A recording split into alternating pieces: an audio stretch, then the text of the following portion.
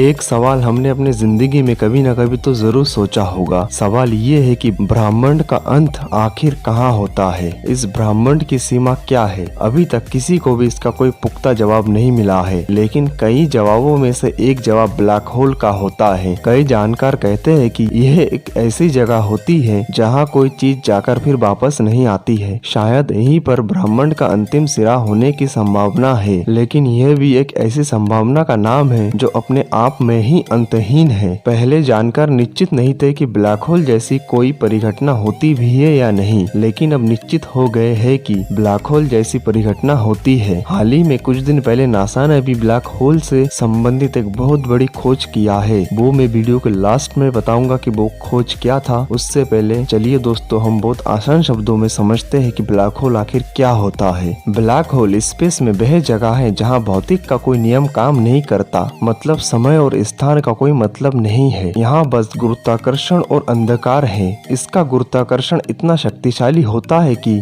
जिसकी आप कल्पना नहीं कर सकते हैं। इसके खिंचाव से ये प्रकाश को भी अवशोषित कर लेता है, मतलब इसमें जो भी डाला वह बाहर नहीं निकलेगा। आप इसे इस तरह समझ सकते हैं, हम किसी टॉर्च से प्रकाश डालते हैं तो वह प्रकाश रिफ्लेक्ट होकर हमारी आंखों पर आता है, तभी वह चीज हमें दिखाई देती है। लेकिन यदि मान लो कि प्रकाश वापस लौट कर ही नहीं आया तो वह जगह ब्लैक होल हो सकता है। ऐसा ही स्पेस में होता है। दरअसल जब कोई विशाल तारा अपने अंत की ओर पहुंचता है तो वह अपने ही भीतर सिमटने लगता है। धीरे धीरे वह भारी भरकम ब्लैक होल बन जाता है और फिर उसकी गुरुत्वाकर्षण शक्ति इतनी बढ़ जाती है कि उसकी प्रभाव क्षेत्र में आने वाला हर ग्रह उसकी ओर खींचकर अंदर चला जाता है। वह सब कुछ अपने में निगलने लगता है। इसके प्रभाव क्षेत्र को ही इवेंट हॉरिजॉन कहते हैं। किसी भी चीज का गुरुत्वाकर्षण स्पेस को उसके आसपास लपेट देता है और उसे कर्व जैसा आकार दे देता है और इसे ही ब्लैक होल कहते हैं। दोस्तों और भी आसान शब्दों में समझते हैं, जैसे पृथ्वी का गुरुत्वाकर्षण शक्ति है और इस गुरुत्वाकर्षण शक्ति के अंदर जो भी आता है पृथ्वी उसे अपनी तरफ खींचती है। ये हम सभी को पता है। ठीक उसी तरह हर स्टार या तारे का भी गुरुत्वाकर्षण शक्ति होता है, पर जब इन तारों का अंत का समय आ जाता है तब इन तारों का गुरुत्वाकर्षण शक्ति बहुत ज्यादा बढ़ जाता है और गुरुत्वाकर्षण बल बढ़ने के कारण ये अपने आसपास के सभी चीजों को अपने अंदर समा लेता है। ठीक इसी स्थिति को ब्लैक होल कहते हैं। ब्लैक होल एक तारा ही होता है, लेकिन वो जब नष्ट हो जाता है तब वो एक काला सा परछाई